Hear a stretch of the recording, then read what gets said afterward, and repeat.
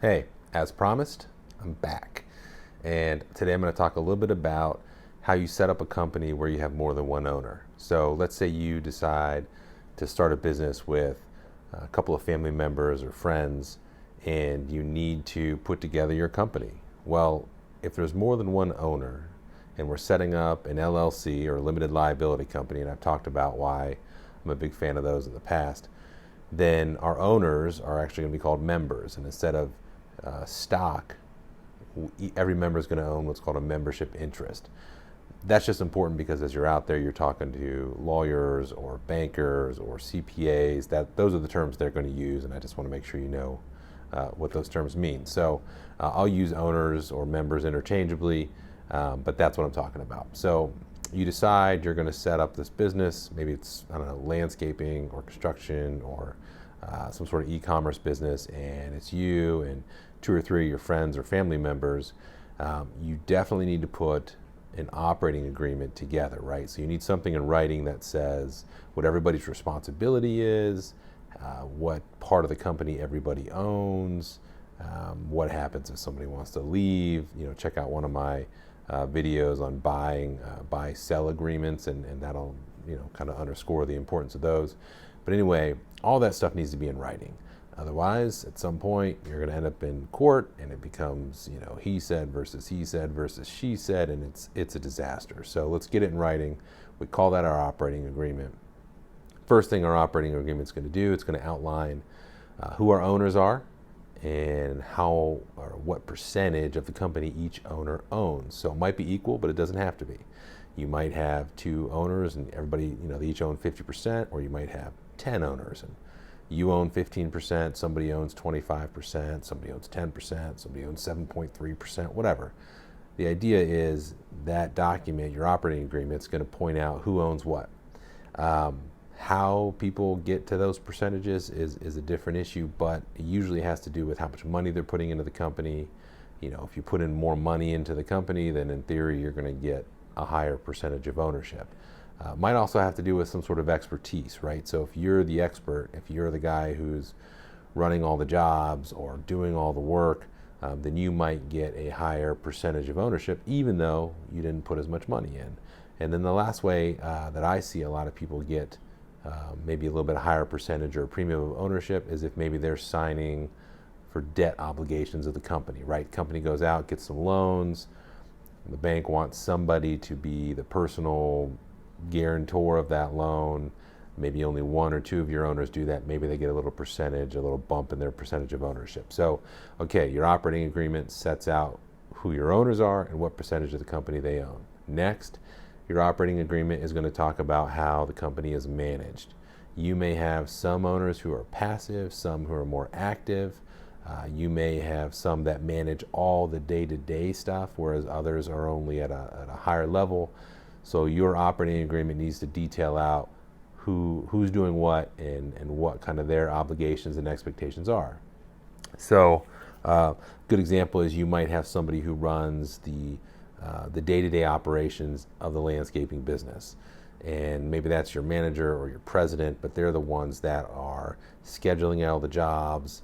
They're the ones that are making sure everybody's where they need to be, making at least some level of employment decisions, that kind of thing. Then you might have a vice president or somebody that is in charge of the books or the accounting. You might have somebody else who's in charge of sales, that kind of thing. So your operating agreement needs to detail out what everybody's role is.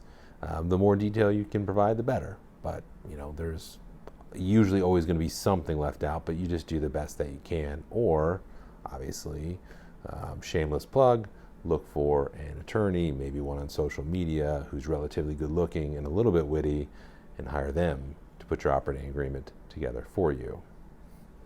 That's me.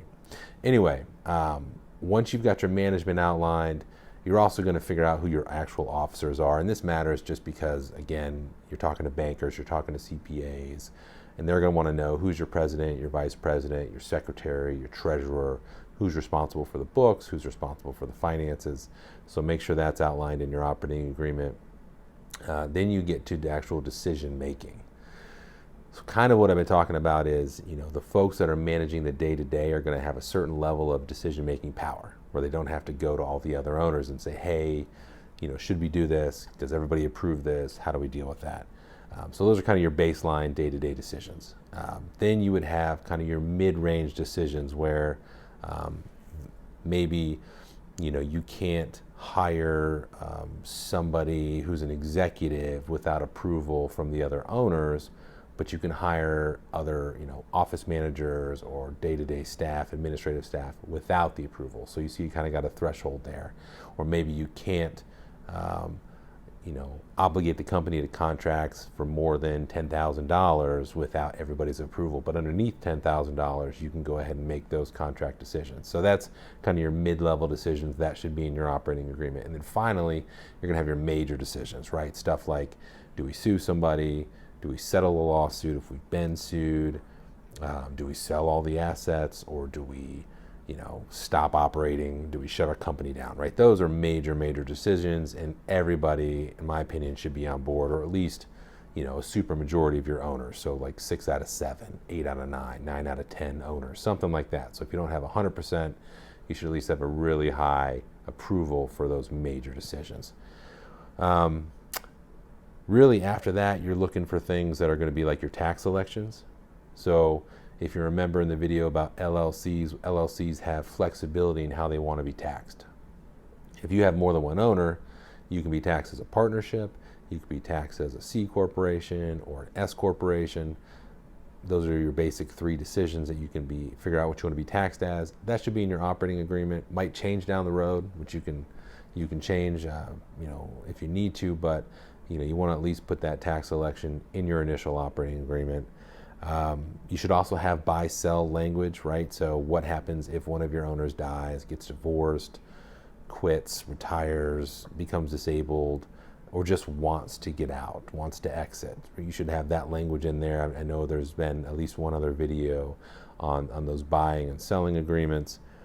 Also, there should be language in there about what happens if most of the owners, you want to sell to a big company, right? Everybody wants to sell out, but there's 1 or 2 owners that don't. Well, we call that drag along language. There should be something in there that allows you to drag along those owners that don't want to sell if there's a great opportunity and almost all of you want to sell. So that should be in there. And then finally, there should be language in there that talks about how do you wind the company down? How do you shut it down? If you all decide, we hate landscaping or whatever your company is doing, and we don't want to do this anymore, you've got to have some language in there that kind of sets out how that's going to happen, how that's going to occur.